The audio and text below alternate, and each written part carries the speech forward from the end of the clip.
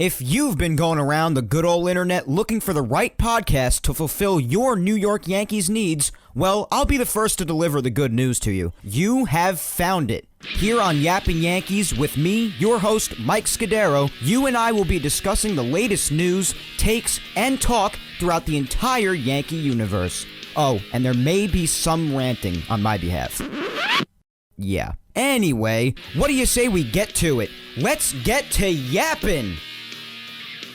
Hello there, my fellow Yankee fans, and welcome to episode 76 of the Yapping Yankees podcast, where we yap about the Yanks and nothing but the Yanks. As always, I am your host, Mike Scudero, here on this Sunday, December 13th, 2020. Let's kick things off by, as always, giving our shoutouts to Ball9 and Grunt Talks MLB. But before we do really quick, I do have a brief announcement about the shoutouts on this show. I don't know if you guys would happen to remember Team Left Jab, who I used to shout out on the show a while back. But if you do, then you would know that I stopped shouting them out because unfortunately, Team Left Jab came to an end. But fortunately, the guy who ran Team Left Jab, who has become a good friend of mine, has since come back with a new product. A product that I'll start shouting out on next week's Yapping Yankees, hopefully for the foreseeable future. So, starting next week, I'm going to have 3 products to shout out from now on, and you know what? I love to do it because these people really do help me out to get the word out about Yapping Yankees, and I couldn't put into words how much I appreciate it. So me shouting them out is a small token of my appreciation to them, and also I'm more than happy to show support myself for anyone who has a product who works their behinds off like I do to put out solid sports content for the world to consume. So definitely stay tuned and hang tight for next week when I start to shout out his product alongside Ball9 and Grunt Talks MLB. But speaking of those two, let's get to their shoutouts.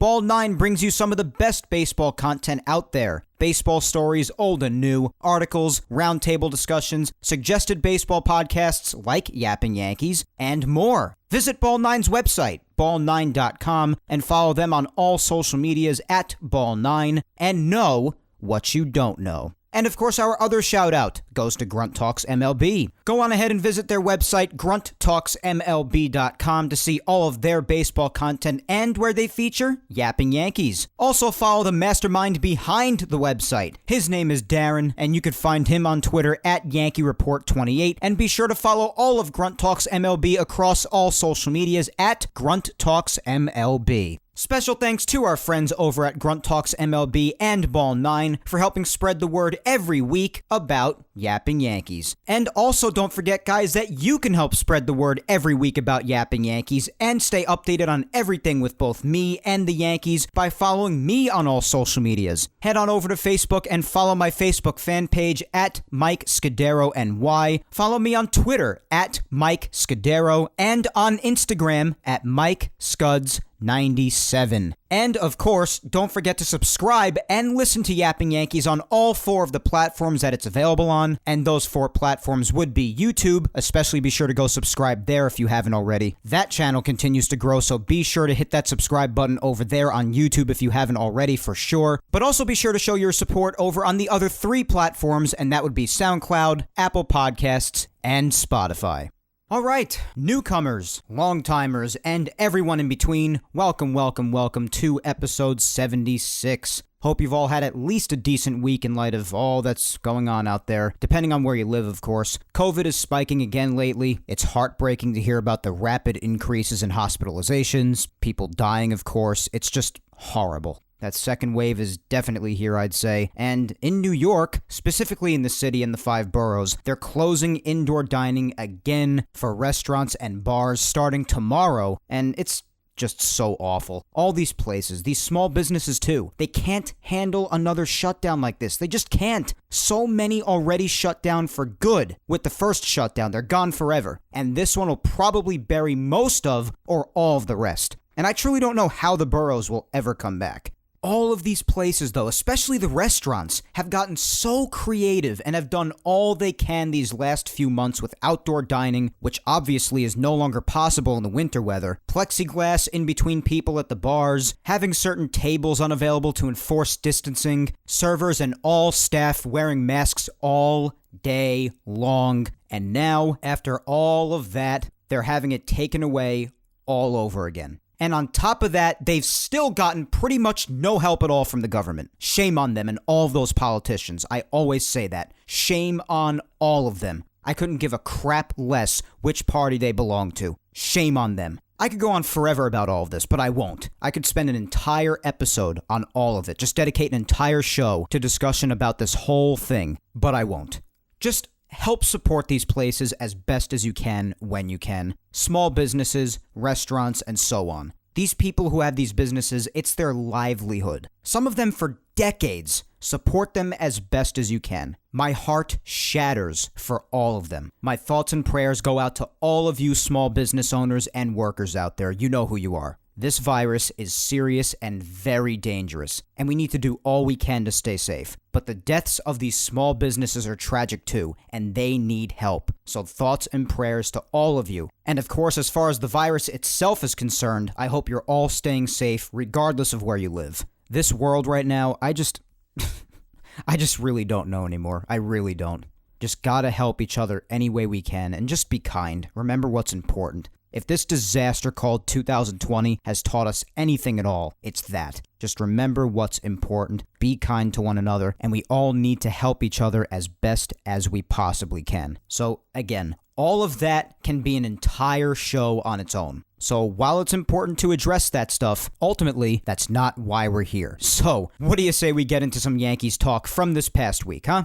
On the docket for today, for our social media segment, we actually have a Q&A today. You give me the questions for this week, and you had a chance to do so, of course, yesterday on my Twitter and in my Instagram DMs too, if you saw the Q&A notice on my Instagram story, which is where I put the social media segments for Instagram every Saturday, as you know. So, we'll do the Q&A shortly. We've done it once or twice in the past, so it should be fun. Then we'll discuss some things that happened this past week in Yankees news. The winter meetings were this past week. I mentioned at the end of last week's episode that it was coming up the next day on Monday, and they went from then until Thursday, all virtual in the whole 9 yards. And the Yankees, well, they basically did nothing.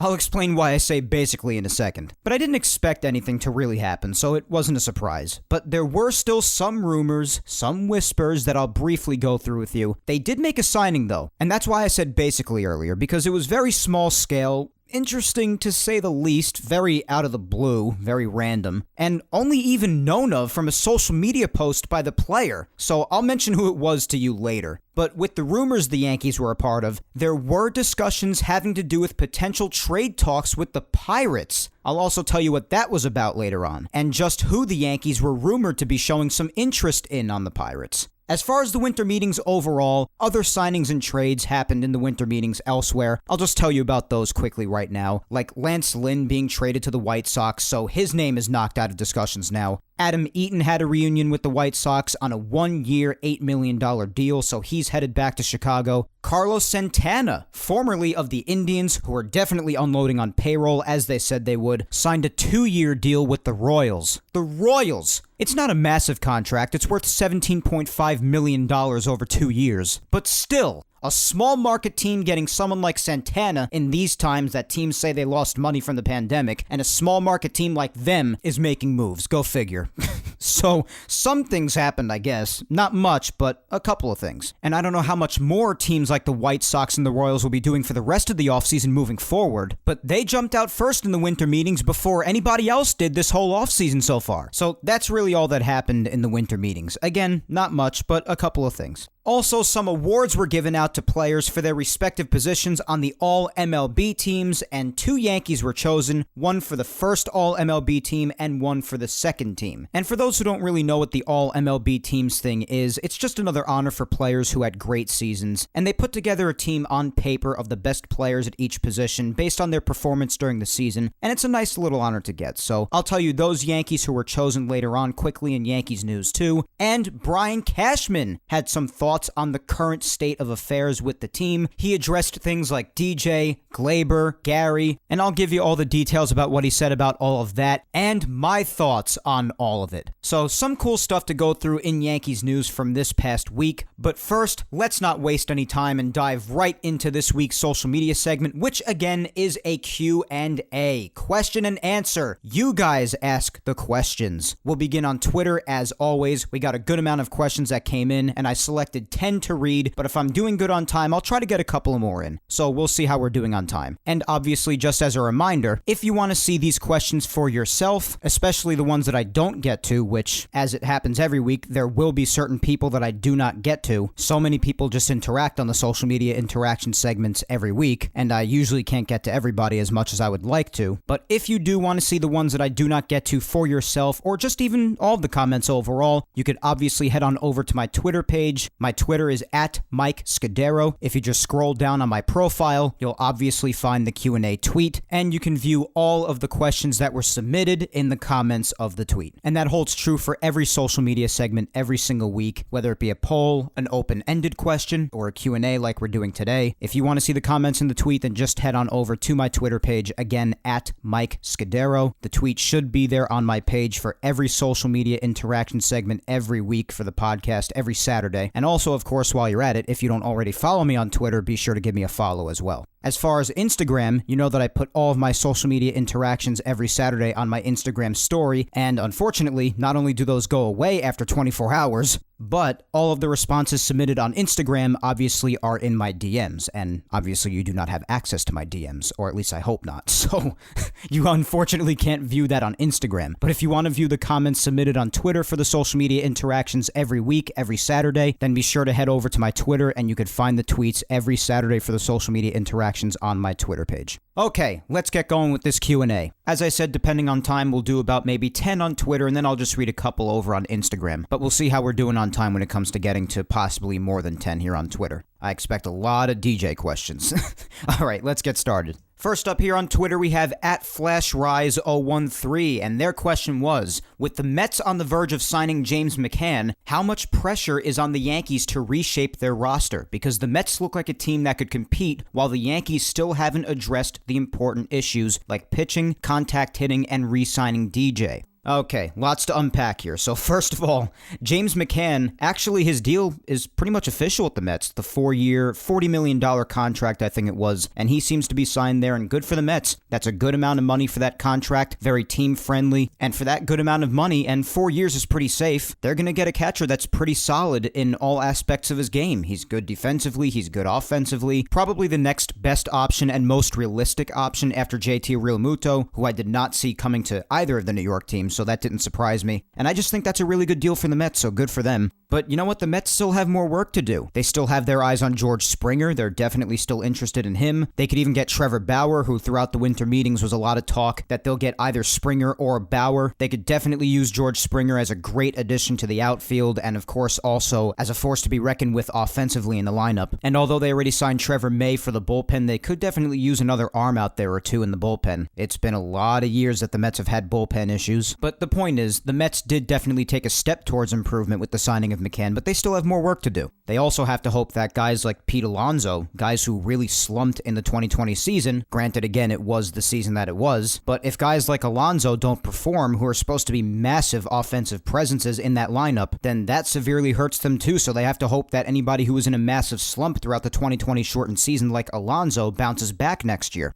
Even with their rotation, with Jacob deGrom really being the big dog in that rotation, obviously Noah Syndergaard is still recovering from Tommy John surgery. They got Marcus Stroman back after he accepted his qualifying offer, but Marcus Stroman isn't beyond dominating or anything, so they have some rotation concerns too. So again, what I'm trying to say is even though McCann was definitely a step in the right direction for the Mets, they still have work to do. And that was just me scratching the surface a little bit. I could get a little bit more in depth, but I did want to talk about the Mets there a little bit since you mentioned them. But I also don't want to spend 20 minutes on them. But when it comes to the Yankees, yeah, they've been idle so far. It's basically the middle of December, and we're still waiting to see what they're going to do in light of them announcing that they want to cut payroll to under 210, and then them saying that they might go a little bit over that, but how much if they were to? Not really sure about that. Really no way of telling unless they actually do it. Of course, as you say, and as I'm probably going to hear a lot in this Q&A with DJ questions and concerns, there are lots of reports out there, and there is word that the two sides are still far apart from each other, about $25 million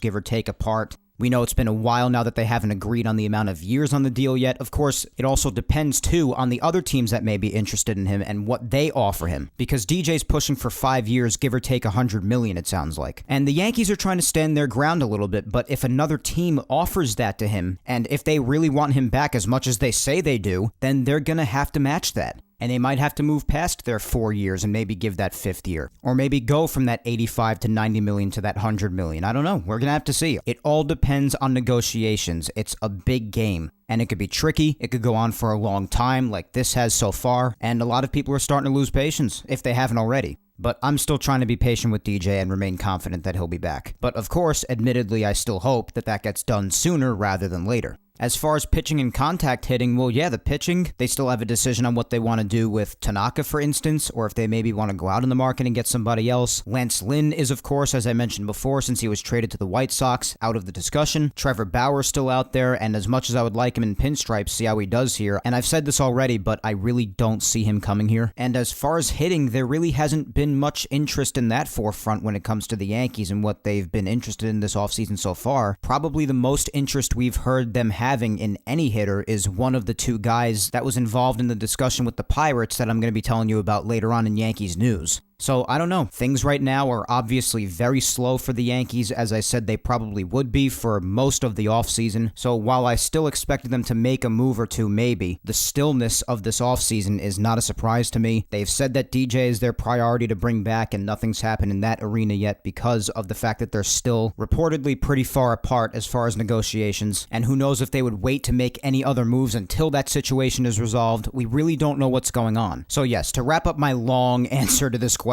I'll say yes, the Mets definitely did take a step in the right direction, and I couldn't be happier for my Met fan friends out there about how excited they are about Steve Cohen being the owner, and really seemingly at the very least throwing his hat in on many different players. And I think this signing of McCann was a really good move, both for the team financially and to properly address the team's needs at catcher, which they've had needs there for a lot of years, the Mets. And I think James McCann is a very respectable option. So as of now, in what has been expectedly a very slow offseason, good for them having that be their first move. But as for the rest of the offseason, we obviously know that because of the pandemic, and as Major League Baseball says, the financial aftermath of it, that this is an offseason like never before, especially with free agency. And we're going to have to see what the Yankees do, both with DJ as negotiations continue. Again, negotiations can be long, they can be tricky. We'll see what they do about the payroll that they would like to stay under at 210, and if they're basically putting any other moves that they would like to make on hold until the DJ negotiations are resolved. So, long story long, I would probably say that, yeah, I would say that there has been at least a little bit more pressure on the Yankees in general since Steve Cohen became the owner, because there is naturally a lot of discussion in general around the Mets because they finally have an owner that's going to be willing to spend money and in the right areas.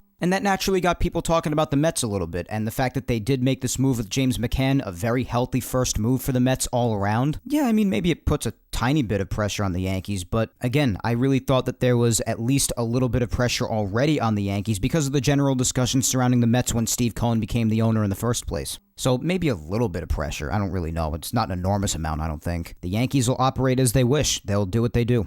Alright, I spent a lot of time on that answer. Let's keep going. And I do hope that I answered that question to your liking after all of that. I tried to give as big of an explanation as I possibly could. But up next is at MountainGal456, my good friend Tina. And Tina asks, I know everyone will be asking when will the Yankees sign DJ, but what if they don't sign him? What players are on the Yankees' radar? That's a good question. Well, first of all, if they don't sign him, that would be catastrophic because, of course, you'd be losing that bat, which has been vital to the Yankees lineup for a couple of years now, it goes without saying. You can't put into words how important DJ has been to this team in all aspects of his gameplay, but even especially in the lineup, the balance he created in that lineup. Driving in runs, getting on base all the time, mostly from just nonstop hitting. Even supplying that occasional power, almost always coming through in big situations. I mean, we've spoken about DJ so much since he's become a Yankee, so much. Not much more can be said than I've already said, but you know that if you've watched even a minute of Yankees baseball the last 2 seasons, you know how important DJ has been to this team with offense, and you know what, even with defense. You would also be losing Gold Glove defense in an infield that has really struggled defensively, especially in the 2020 shortened season. Take DJ out of the equation here, and the only really solid defense you have in the infield is Gio, so you'd be losing that too, so it'd be catastrophic. I've spoken about time and time again how I just think the Yankees simply cannot afford to lose DJ. But who else would be on their radar? I mean, of course, course, people have spoken about trading for Lindor and then extending him, so people have brought up Lindor. I've even heard some people maybe even mention a Trevor Story, and of course you would get both of those guys to play their natural positions at shortstop, and then you'd shift Glaber back over to second, so I've heard people throw those guys around as potential options, and obviously I should also mention, since there are a lot of Yankee fans that miss him and love him to death, Didi Gregorius is out on the market as a free agent since he had only signed a one-year contract with the Phillies prior to the 2020 season, and of course that 1 year is now up, so he's a free agent, so some Yankee fans may even want a reunion with Didi, so those are some options for you, I guess. But of course, you don't even want to have to look to that or even think about it, because it's hard to imagine DJ not coming back, and again, losing him would just be catastrophic if you ask me. Okay, next question comes from @Laker477, and they ask, what is your all-time greatest Yankees moment or memory? Oof,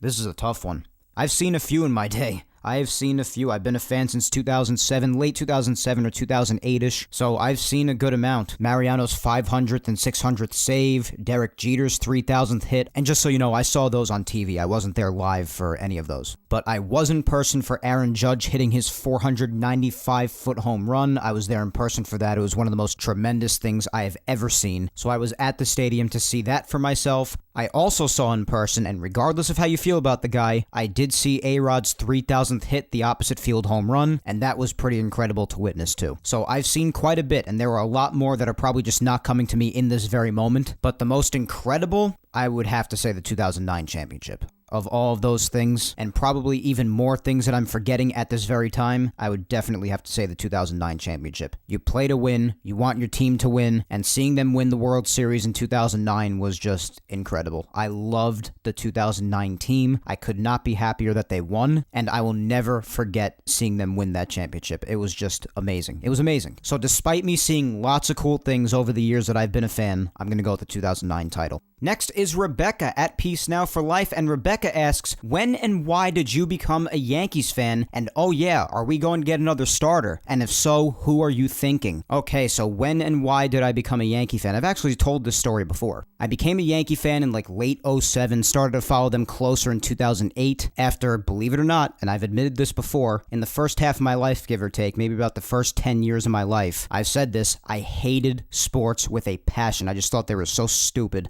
I don't know what my younger self was thinking, but I just hated sports back then. And my dad's side of the family were Met fans, especially my grandfather. They tried to take me to a ton of Met games at Shea Stadium when I was younger, and I just wasn't into it. I wonder why, but anyway... I couldn't help myself there. But anyway, in 2007 and 2008, I was taken to my first Yankee game in the old stadium, so towards the very end of the old stadium's time. And upon walking in, I absolutely fell in love with it. I fell in love with the Yankees and everything about them, and the rest was history. But you guys even know, and this still holds true to this day, obviously, not only am I a diehard Yankee fan, but when I got into baseball, I also just became a baseball fan. I fell in love with the game, too. So that's when it happened, why it happened, and I couldn't be happier that it played out that way. Although I wish I became a fan when I was a bit younger, and I really had an appreciation for sports when I was younger. I do wish that were the case, but hey, it happened the way it happened. There's nothing I could do. I'm glad it happened at all. And I've still been a fan for a good amount of years, of course. So that was the shorter, quicker version of that story. I've told it before plenty of times. It's a nice memory for me to look back on, especially given the fact that now my grandfather happened to have passed away. And even when I wasn't into baseball, I used to always sit down and watch the Met games with him because he used to always have the Met game on, obviously. My grandfather was an old-time Brooklyn Dodger fan, and he couldn't stand the Yankees. And you could easily have a conversation with him about the Yankees. He wasn't one of those insufferable fans that hated the Yankees so much that you couldn't even afford to have a conversation with him. He was a very good baseball fan to talk to.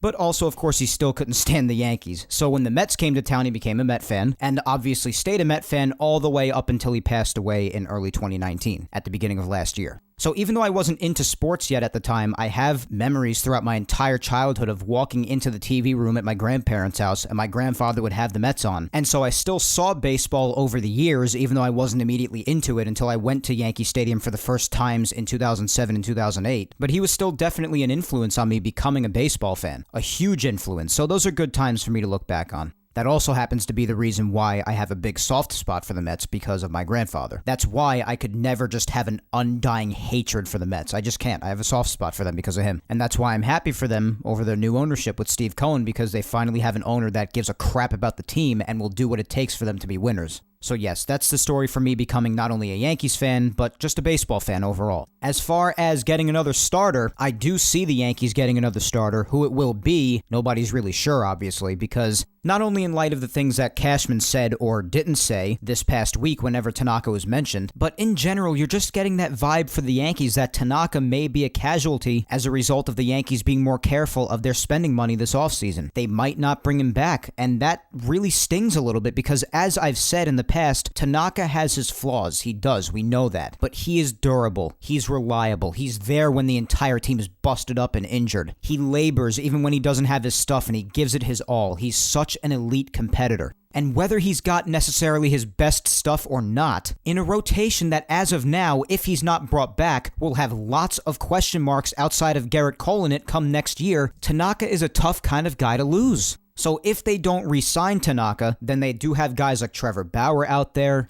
There obviously is also the second guy that was involved in the talks with the Pirates that, again, we will get to later. So maybe it's one or the other. Again, I would like Trevor Bauer to come here to the Yankees. I think he'd be a solid 2 behind Garrett Cole. And speaking of Garrett Cole right away, really quick, I just wanted to mention quickly that this past Thursday the 10th was the 1-year anniversary since the Yankees signed Garrett Cole, and I just wanted to wish you all a happy Garrett Cole Day. But anyway, as I was saying, I do think Bauer would be a solid number 2 behind Cole, but while I think that, I just don't see it happening. I would be very pleasantly surprised if it did. Again, they also have the guy from the Pirates as an option, which I'm not mentioning his name right now because I want to talk about him a little bit later on in news. Corey Kluber's also out there, but of course he's also a bit of an injury risk, but lately not many people on the Yankees overall are not injury risks. So maybe in that sense with Kluber, they'd be willing to roll the dice a little bit. I don't know. So those are some names thrown out there for you. But in these times, it really is tough to get a feel for what the Yankees are going to do going forward. A lot of it depends on what happens or doesn't happen with DJ again with the negotiations, the payroll. It's just a lot of things are contingent on other things, in other words. It's really tough to get a gauge on much of anything nowadays, of course, in this unprecedented offseason. All right, next question comes from @AndrewCaruso77, and he says, will the Yankees trade for an arm at the deadline?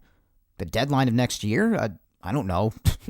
A lot of that depends on what happens this offseason, honestly. Let's get through this offseason first. I'm not really sure about the deadline. Nobody really would be. It's not really what anybody's thinking about right now. Let's get through the offseason and see what the Yankees do right now first, because what they do or don't do in the offseason may be a pretty big indicator as to what they would need to address in next year's deadline. Not to mention we don't even really know what's going to happen next season with the schedule based on what happens with the virus and everything. So there's a lot that needs to happen before anybody even thinks about the deadline. So let's just hang tight on that.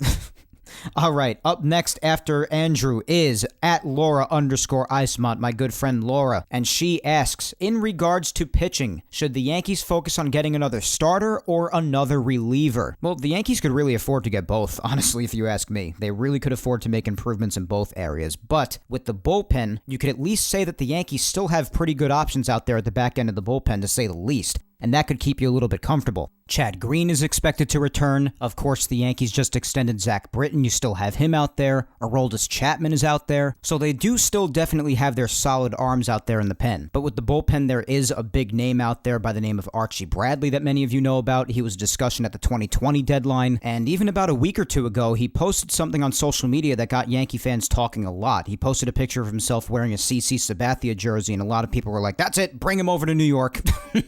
And I would be okay with Archie Bradley coming here. He's a pretty solid reliever. I think he'd fit in nicely out there in the bullpen. But while that's true, I definitely do think that, obviously, as I've voiced here on the show too many times in weeks past, that the Yankees' biggest concern needs to be starting pitching. So I'm picking starting pitching for your question, Laura. We've gone over the 2021 projected Yankees rotation many times in the last few weeks, basically since the offseason started, and especially since they put this graphic up on the Yes Network too. They showed what the Yankees' rotation would look like next year if Tanaka weren't to return. Of course, Garrett Cole would be at 1, Luis Severino would be at 2, and that's somebody that's not even going to be there at the beginning of the season, probably won't be a factor until the second half with his Tommy John surgery recovery. Then you have Montgomery, Davy Garcia, and Clark Schmidt. And you do have Herman too, but it's also tough to believe in him because obviously what has happened in his personal life, which is obviously why we haven't seen him to this point. And in all of that time missed, he has not been on a major league mound and faced most live hitting in all of that time for the back end of 2019 and all of 2020. So who knows if he'll be the same after being off a mound for so long. So again, that's another question mark. That's a lot of question marks. Very, very uncertain after Gerrit Cole there. So yes, the area that definitely needs more addressing is the Yankees starting rotation, no doubt. Because like it or not, even though the Yankees could maybe use an improvement or two out there in the bullpen, you still have a couple of names out there that still have you feeling comfortable.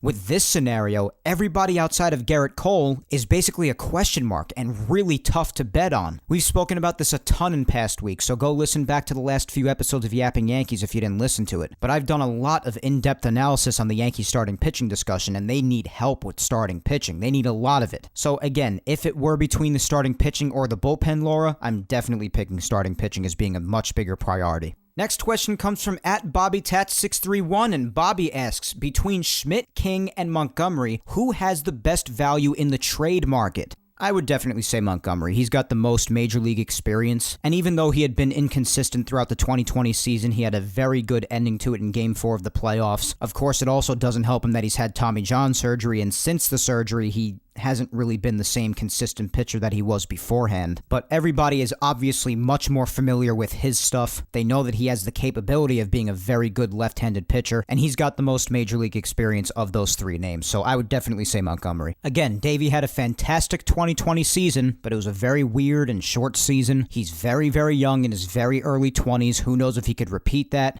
especially in a regular, full, or maybe even almost full season, depending on what happens with the 2021 schedule, with what happens with the virus and the vaccine and all of that. And Clark Schmidt, of course, although he has a lot of promise, we do know that although it wasn't under the best of circumstances, to say the least, he had a rough debut, and in the very few outings he had, he really struggled towards the end of the 2020 season when he was finally given a chance on the Major League roster, and the Yankees themselves said that he may need just a bit more development, a bit more time before he's fully ready. So there are uncertainties there, and there are some uncertainties at such a young age, and having the season being what it was in 2020 for Davey Garcia too. Uncertainties for both guys. But Montgomery has definitely had his moments throughout his time in the major leagues where he's proven that he's had the stuff that could bring him much success as a major league pitcher. He has the most experience, the most time, and the most proven major league ability of those three names. So again, I'm going with Montgomery. Next question comes from @HellenBoy, and he says, is it even feasible that we sign Bauer? Well, you guys know that I would like Bauer on this team by now, but no, I don't think it's going to happen. I do not think that we see Trevor Bauer in a Yankee uniform. Whether it be from cost, because the Yankees are trying to cut payroll, or because they don't really think that his personality would fit here, I just don't see the Yankees going down that road. I'd be very pleasantly surprised if they did, as I said, but I don't see it happening. Of course, anything is possible, and I could be wrong, but I personally do not see it happening. But of course, as we've said, because they are the New York Yankees, it would be really unfortunate if money is the only reason that separates them from getting a guy like Bauer who could really help them in an area where they really need improvements, the starting rotation. Because as we know, of course, nobody is going to feel bad for the Yankees when it comes to financials. But no, I do not see Bauer in a Yankee uniform.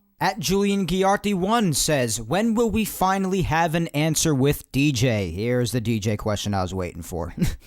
Honestly, I'm surprised it took this long to really get to the straight up DJ question like this. But obviously, this is really the question on many people's minds. Basically, everybody. When will this end? But I don't really know when we're going to get an answer about this DJ situation finally. I don't think anybody knows, really. It just depends on how the negotiations continue to go. But with the way the Yankees are doing things with this whole thing, and with DJ seemingly sticking to his guns at least for now, this could very well go into January. I really wouldn't be surprised if it did. So right now, I'm going to say maybe early-ish January this gets resolved. So it might still be a bit of time. We've heard the reports for a couple of days now, and even again today, that the two sides are just still pretty far apart. As much as $25 million apart, and I still don't think they're agreeing on the years either. Yankees are standing firm with the 4 years, and DJ seems to be doing the same with the 5 years. And of course, this all depends on what he gets offered on the market elsewhere too, so I don't know, this could continue to go on. And of course, for most people, the more it goes on, the more afraid they get that he might not come back. And sure, my own patience on the subject of DJ is less on certain days than it is on others. The thought of him leaving is a scary thought to a lot of us, but I think this could go on for a while longer. Maybe give or take about a month, so I'll stick with that. I think this goes on for a few more weeks. Some people think it'll be sooner, and by all means, I hope they're right. I don't want my answer to be correct and have this go on for a while longer. I want those people saying that, oh, it'll be resolved by next week. I want them to be right, so by all means, I hope I'm wrong. I really do hope I am, but I don't know. I see it going at least a few more weeks, but we'll see. It's really tough to predict things this offseason. It really, really is. It's tough to get a feel on certain things. Next question comes from @AngeNY Yankee Girl, and she says, what happens if we don't sign DJ? What's the plan? Well, I got a similar question before, and I'll reiterate what I said basically. There are other options out there, all of which would basically see Gleyber shift back to second base, in which case you could trade for Lindor and then extend him. That would probably be a lot of money, but that's an option. People have thrown around Trevor Story. Didi Gregorius is still a free agent out there, and I know a lot of Yankee fans love and miss him, so maybe the Yankees would be up for a reunion with Didi. I don't know. So there are other options out there, but it's tough. As I said, it's tough to get a feel on things this offseason. But I did get one thing right so far, and that is my prediction that it would be a quiet offseason, because so far that prediction could not be more true. So I'll give myself a pat on the back for that.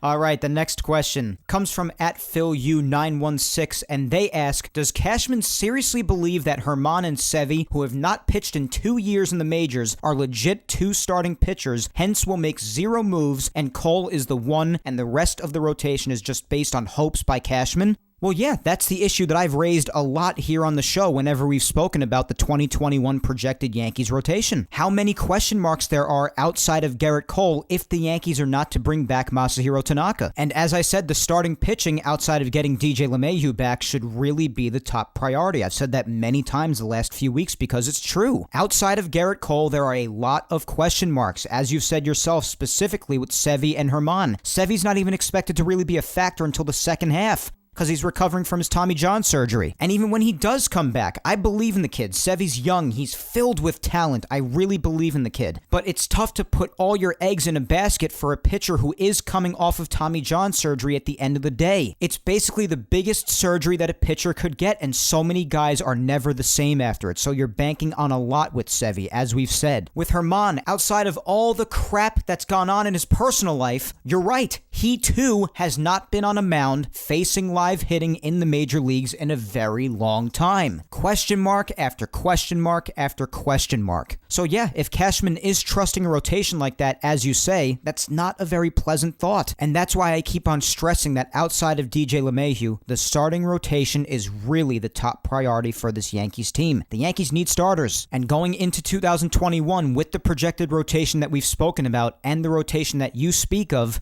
that's a very big risk. So yeah, I too hope, as I've voiced in the last few weeks, that the Yankees make the necessary improvements to their rotation because they need them. All right, let's maybe do 1 or 2 more questions here on Twitter, and then I'll do a couple over on Instagram. @MD Nelly asks, you have the option of trading Gleyber with the guarantee the Yankees will make it to the World Series this year. Not a guarantee they will win it, and no guarantees beyond that. What would you do and why?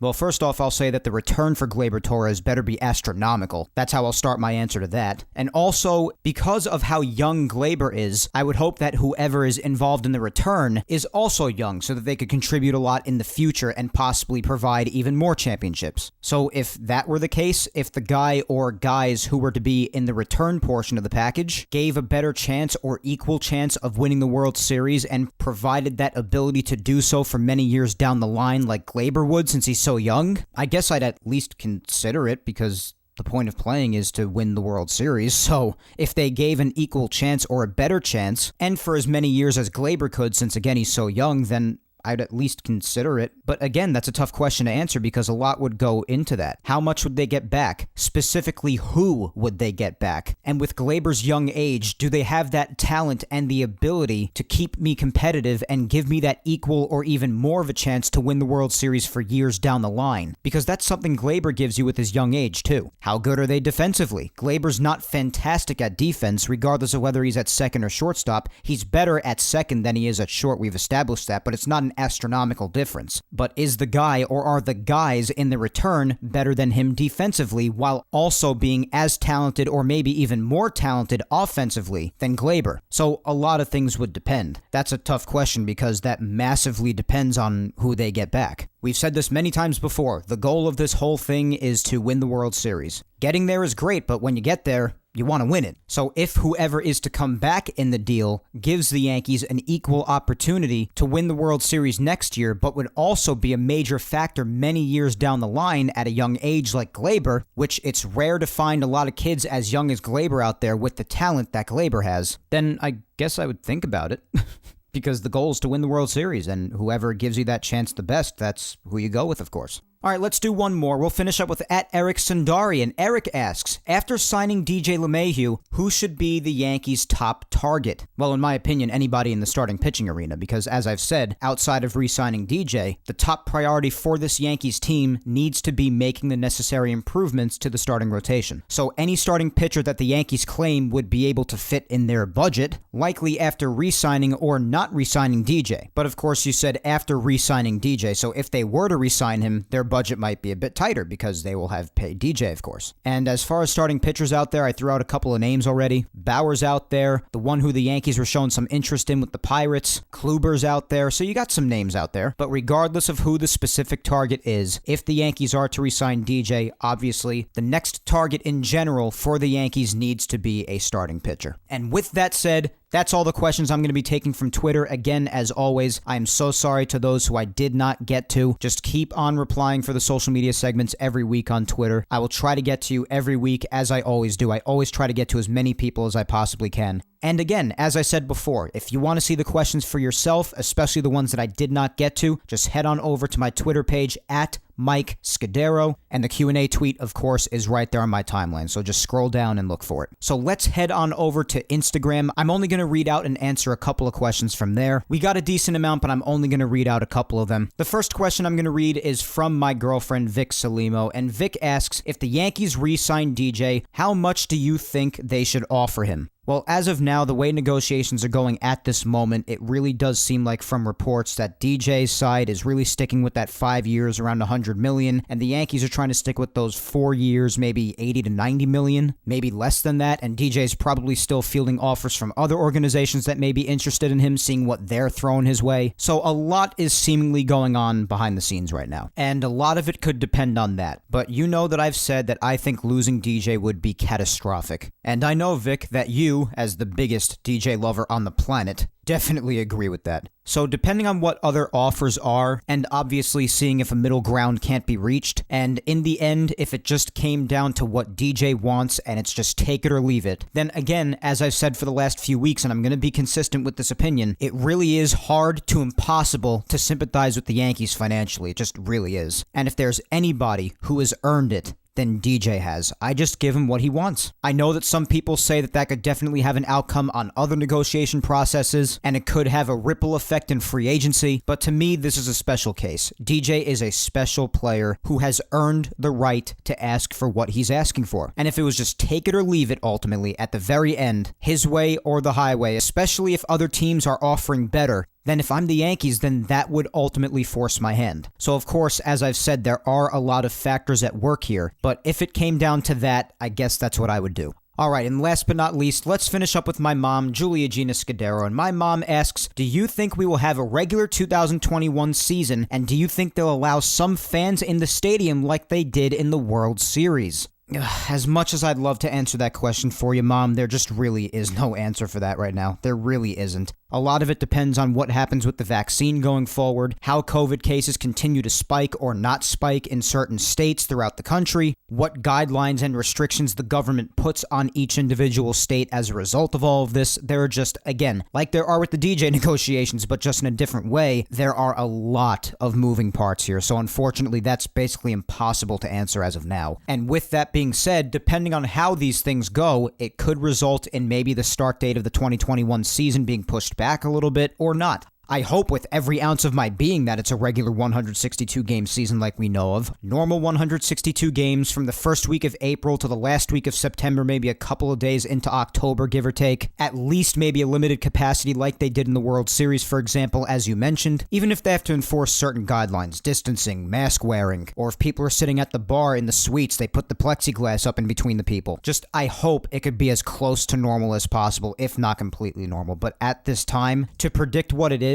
I just hate to leave you on a cliffhanger like this, but that's at this time virtually impossible to answer. But I will be alongside you and all of the others just praying that the 2021 season is as close to normal as possible, if not completely normal. But guys, that is all for the Q&A for this week's social media segment. I want to thank each and every one of you who submitted a question, whether I got to you or not. For those who I didn't get to, you know the deal. Just keep on replying to the social media segments every week, every Saturday on Twitter and Instagram. But as it is each week, guys, it was great hearing from all of you. Great questions. And as I also said before, if you want to take a look at the questions for yourself, then you can go ahead and find the Q&A tweet over on my Twitter at Mike Scudero. Just scroll on down to my tweets from Saturday and you will find the Q&A tweet and all of the questions in the comments under it. But let's keep on going, guys, because we got some Yankees news to talk about. First up, I'll tell you about those rumors that were going down during the winter meetings between the Yankees and the Pirates. Now, I mentioned this earlier in the show when I was teasing for what's ahead for the rest of the show, and I made a couple of mentions of it in my answers to some of your questions in the Q&A segment, that there were some rumors and whispers flying around during the winter meetings that the Yankees were talking to the Pirates about a potential trade involving two Pirates players. Now, we don't know what the Yankees would have given back to the Pirates in return for it, hopefully not too much, and you'll understand when I tell you the two names on the Pirates end right now, because the two names were their first baseman, Josh Bell, and their starting pitcher just coming off of Tommy John surgery, Jameson Taillon.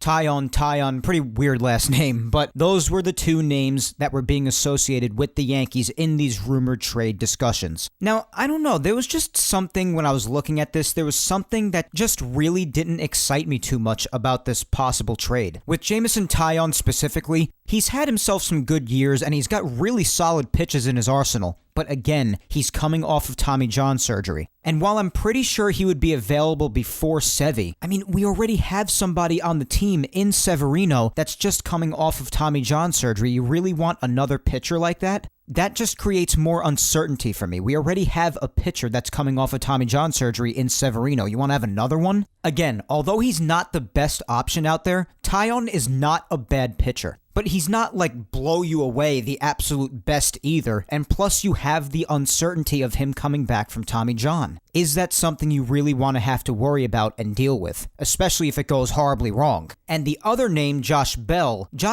is a little different. He's had a bit of an on and off career, very turbulent. He's been in the league since 2016. If you're a high average person, if you really care about batting average, Josh Bell really isn't your guy because the highest batting average he had in a season was in 2019, which also happened to be his best overall season offensively when he batted .277. Not bad at all, but that was his highest. Now, in 2016, he didn't play most of the season because he had just come up. He was only 23 years old, but then in 2017, that's when he really started and his career really took off. And he had a pretty good year in 2017. He had 26 home runs, 90 RBIs, 255 average, whatever, 334 OBP, 466 slugging, and an 800 OPS. It was a pretty good season. Not horrendous, but definitely not something to shake a stick at either. It was whatever. But also, all things considered, he was only 24 years old. In 2018, in his age 25 season, it took a bit of a dive. 12 home runs, 62 RBIs, 261 average, slight increase from there. 357 on-base percentage, a bit of an increase there from 2017. A decrease in slugging by quite a bit, 411 in 2018, only having a 678 OPS. So I think it's definitely safe to say that he took a step down from 2017. Then 2019 was a great year. He really took off in 2019.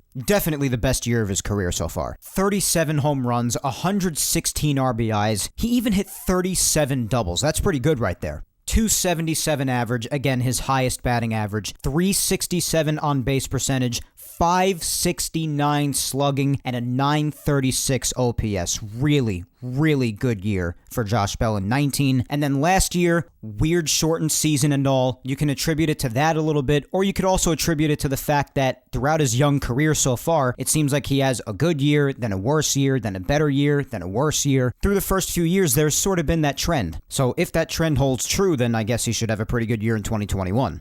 Of course, it's probably not the case, but just an interesting note. But again, in the shortened 2020 season, he really struggled. 8 home runs, 22 RBIs, 226 average, 305 on base percentage, 364 slugging, 669 OPS. Really rough season. And for 57 games, he also struck out 59 times, which in a shortened season, granted it was a smaller sample size, if you were to have it be like a normal season, I'm pretty sure that would be an uptick in his strikeouts too, which he didn't do a crazy amount of throughout his career either. He is not amongst the guys who strike out 200 times. In fact, the most strikeouts he had in a season was in 2019, which was his best season, and he had 118 strikeouts. As far as his defense over at first, and there's also been games that throughout 2020, when there was a universal DH, the Pirates oftentimes played him as a DH. And prior to that, whenever the Pirates were in an American League ballpark, where of course in that case you could use a DH as a National League team, they usually used Bell as a DH in those times too. But primarily, of course, he's a first baseman. And defensively, a lot of people were always questioning his defense very early in his career, but he really worked hard to improve down there at first, and he did get better. And they always spoke about how hard he worked on that. But then, of late, he has definitely struggled defensively again, and lots of people just called for the Pirates to make him their DH whenever they can, particularly in 2020 when there was a universal DH, and if that continues on in the future, which the league has been saying not to bet on, but if the universal DH goes on in the future, if it remains a thing in future seasons, 2021 and on, then Pirates fans have just said that Josh Bell should become the full-time DH. So with Josh Bell, I already explained my reasoning for not being too big on Taillon coming here, but with Josh Bell, pun intended, it seems like he's pretty hit and miss. Offensive numbers from season to season are pretty turbulent, even though he has definitely had his good times, not denying that at all, of course, as you just heard me when I was reading through the stats before. And yes, he is a switch hitter, so he could supply some left-handed hitting to the Yankees lineup, which we all know is in desperate need of left-handed hitters. But obviously, as we've also well established on this show in weeks past, the Yankees really don't need somebody who seems like they're on a path to become a designated hitter. And unless they package off Luke Voit in a trade, whether it be in this one or elsewhere, which it better not be in this one because the Yankees are going to need a lot more back than just Josh Bell and Jameson Taillon if they're going to give Luke Voit to the Pirates. But unless they package off Luke Voit here or in another deal elsewhere, then you obviously don't need a first baseman. I mean, you could argue with the defense because Luke Voit, obviously his strength is not defense. But at this point, neither is Bell's. It's been a big question for some time amongst the Pirates community. So with all of these facts, with both of these names, that's why, honestly, when these trade talks were going around about this potential trade between the Yankees and the Pirates, and again, it was never really said what the Yankees would give back in return, but regardless, those two names of Josh Bell and Jameson Taillon, it didn't really get me excited. And plus, when I heard about it, I just didn't think it was going to happen, and so far, it still has not, of course. The whispers and rumors about it seem to go away pretty quickly. But I just thought I'd mention that to you because even though the Yankees did basically nothing at the winter meetings, there were some whispers and rumors about that happening. And that really started to make its rounds on Wednesday night, which was the third day of the winter meetings. So with that, I guess, food for thought. What would you think about that? Would you like to see those guys in the Yankees, and what do you think the Yankees should give back for them? I said it before and I stand by it. I don't think the Yankees' return should be massive for those guys. For all the reasons I explained with Josh Bell, especially coming off the kind of 2020 he had, and with already having to worry about Severino, with Taillon, you would have two guys that you'd be worried with how they would do coming off Tommy John surgery. But overall, of course, it would just depend on who they were to give back to the Pirates. And in this situation, I just don't think it warrants that big of a return. But tell me what you think. Message me on social media. If you're listening on YouTube, then comment down below in the comments and tell me what you think about this. But from Wednesday night, that was mainly the discussion having to do with the Yankees and the Pirates rumors.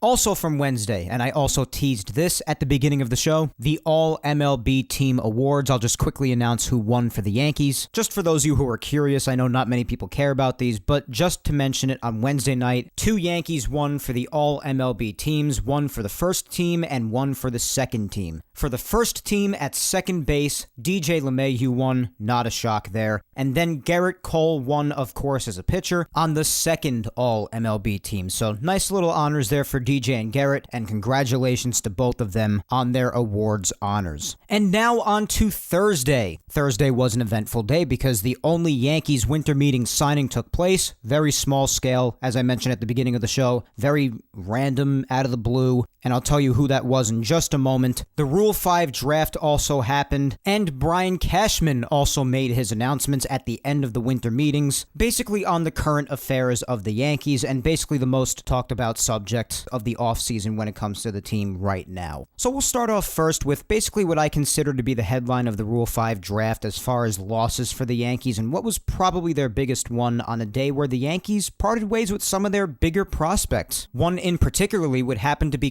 Kyle Holder, who the Phillies took, so he will be heading to Philadelphia. And we've seen a bit of what Kyle Holder has to offer. Obviously, he's a young infielder. The kid's got talent. He's pretty good. Seen a bit of him in spring training, exhibition games overall, and the kid's got talent. But it looks like his Yankee days, at least for now, are over, and he is headed to Philadelphia. And the Yankees did lose a decent amount of their prospects, but that was really the name that jumped out at me when I saw it. So best of luck to Kyle Holder and all of the prospects that were taken and are going elsewhere. Thursday was an eventful day with everybody anticipating any moves being made on the final day of the winter meetings, and then you also had the Rule 5 draft going on. So there was quite a bit happening. Or at least, I should say, just a lot on people's minds, since not too much ended up actually happening when it comes to the winter meetings, beyond what I mentioned to you with the Royals and the White Sox at the beginning of the show. But as I also mentioned before, the Yankees did make a very small-scale signing, I would definitely consider it to be. And as I said, it was so random, so out of the blue, and a lot of people were just like,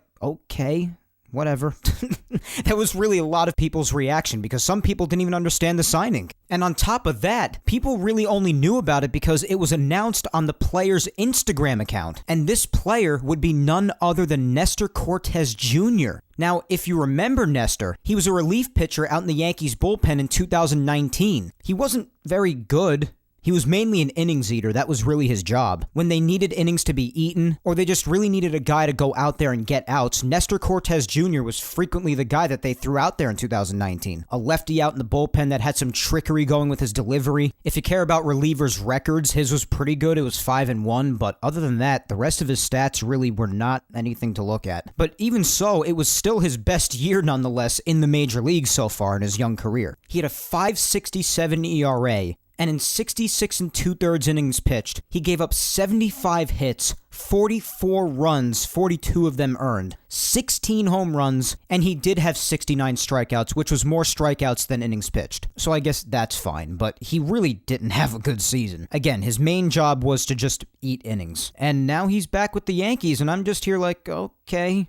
All right, whatever. I mean, I was really happy for him that the announcement was made on his birthday too, no less, on Thursday. So happy belated birthday to Nestor Cortez Jr. And he really seems genuinely happy and just delighted to be back with the Yankees, and that's all good. But who knows what role he'll have with the Yankees, if any. And it was just so out of the blue. And it was really the only move that the Yankees made in the winter meeting. So that's why I said basically they did nothing. Because they did something, but it was so small scale. And it was just something like if you blinked, then you missed it. Also, not to mention, he had a very brief, shortened 2020 with the Seattle Mariners, and it was really, really bad because he got hurt in mid-August, and he missed the rest of the shortened season, so he really didn't pitch much at all in the shortened 2020 season, but when he did, he was bad. That's why I said, even with those numbers with the Yankees, that was the best year he had in the major league so far in his career. He's been in the league since 2018, started out with the Orioles, barely pitched in that season, but when he did, he also wasn't good that year. But in 2020, he only pitched 7 2/3 innings before his injury, 12 hits, 14 runs, 13 earned, 6 home runs. 6 home runs in just under 8 innings pitched, and a 15.26 ERA. So it's whatever, as I said. It's very nice to see how happy Nestor Cortez Jr. is, but who knows what role he'll have with the Yankees. It's not even really clear as to whether it's even a major league deal or a minor league deal. I would imagine it's a minor league deal. Hardly anywhere that even reported on this says whether it specifically is a major league deal or a minor league deal. But again, I would imagine it's a minor league deal. So there's your brief announcement for the Yankees winter meetings move. They got Nestor Cortez Jr. back.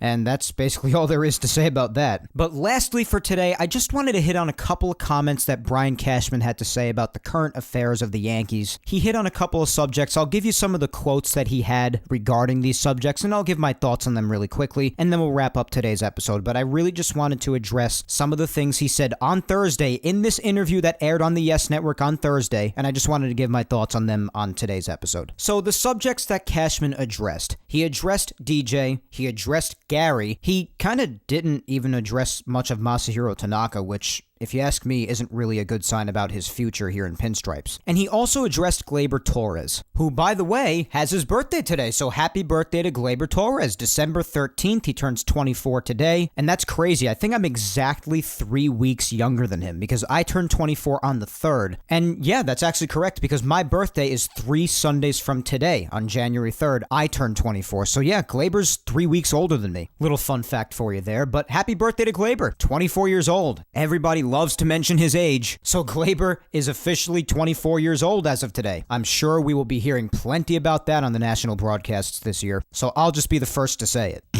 But anyway, let's talk about the few things that Cashman spoke about. We'll start with the DJ topic. And again, he said these things on an interview that aired on the Yes Network on Thursday. And Cashman said, quote, "We'll just have to wait and see." And he also mentioned, of course, that the two sides are continuing to talk and negotiate. He loves playing in New York, loves playing for the Yankees and for our fan base. There's a lot of things in our favor, but ultimately it comes down to the financial opportunity that we provide as it's measured to the financial opportunities others are providing. That's the big unknown. End quote. So yeah, basically what we've been told for weeks on end now. Negotiations are still going on. DJ's probably hearing out other offers, you have to imagine, because there are other teams interested in him, which should come as no surprise whatsoever given what he's done for the Yankees these last 2 years. And basically just a reiteration of things we already knew. The Yankees would like to have him back. DJ would really love to be back. He thinks the Yankees are a great fit, but it's just the freaking money.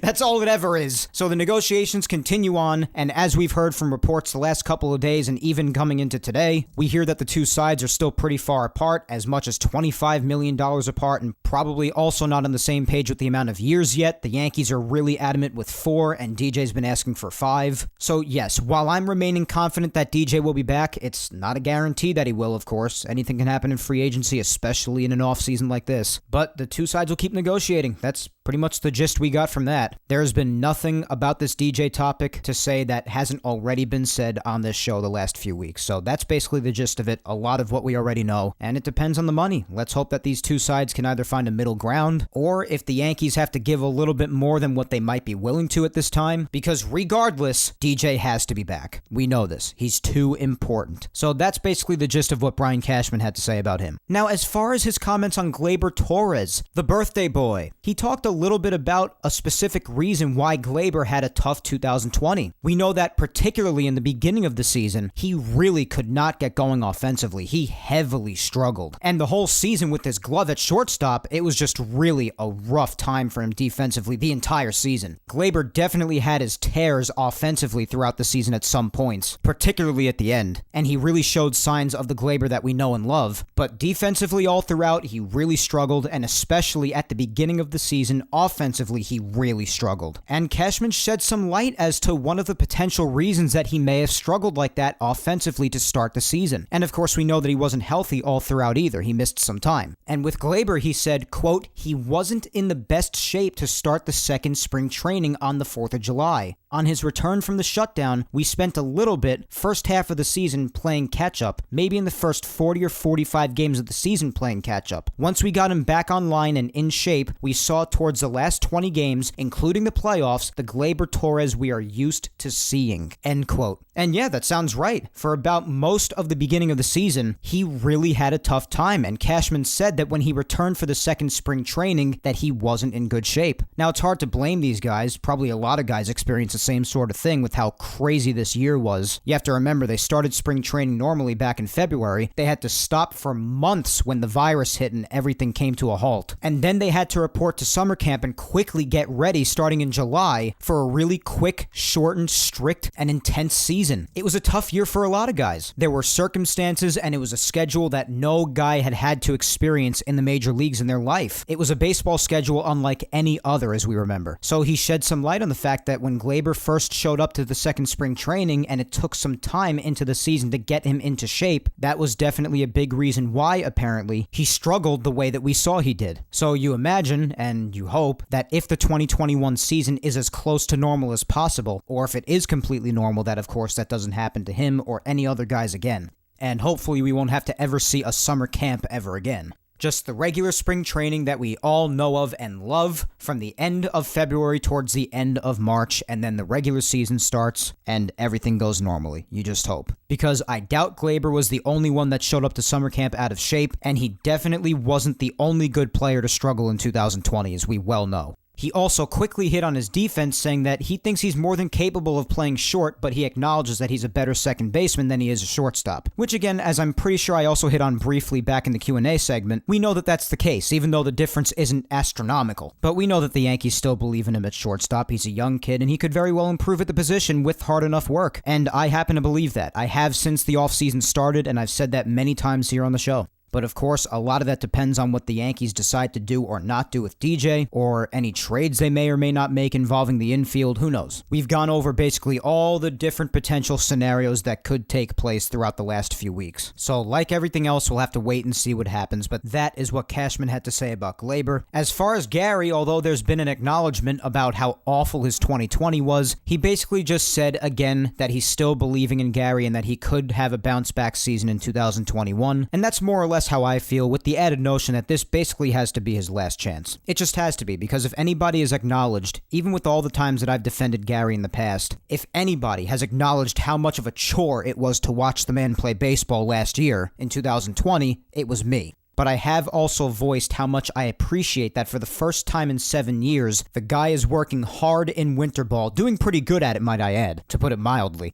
But the guy is doing all he can, working hard this winter to turn it around, because he himself has got to know, otherwise why would he be working this hard this offseason? Something had to have gone off in the man saying, I've got to get it together. And he is working hard, doing all he can so he could go out there in 2021 and have a great season. And I appreciate the effort. I do. And I too hope that he really, really proves himself in 2021 and continues to for many years down the line. We all know that at the start of his career, how much anticipation was surrounding Gary Sanchez, and I want that to still come true, but after all that's happened and after all we've spoken about with him, I've also said that this has got to be his last chance to prove himself, so if he doesn't, to say the least, it's not going to be good for his career as a Yankee, and quite frankly, I think it'll be over at that point. His career as a Yankee, that is. So that's basically what he said about Gary, acknowledging his 2020, but also showing some confidence in him for 2021. When it comes to Masahiro Tanaka, I mean, it just seems like at this point, with as little as there is being said, it just seems like Masahiro Tanaka at this point very well could be the casualty in the Yankees' payroll cuts. The main casualty. It's looking like he might not come back, which, as we've said, that's a tough guy to lose when you have as many question marks in the rotation as you do for next year. So with the lack of the way the Yankees have been talking about him, not a really good indicator for his future here, if you ask me. They could definitely still sign him to a very team-friendly deal if he is to agree to it, but again, as of now, it's not looking great for Tanaka. And speaking of the payroll, it does seem like there is a chance they could go over the 210, but as I mentioned earlier in the show too, not really any specific details as to how much they'd be willing to go over it. Maybe somewhere between 215 and 230 maybe. But of course, as we know, there is no guarantee that they'll even go over it in the first place, obviously. So I don't know. We'll see what the Yankees do in that area when all is said and done. We know that they could afford to go over it. They're the New York Yankees. We've said this week in and week out. But sorry, Yankees, when it comes to financials, nobody is going to feel bad for you. No one.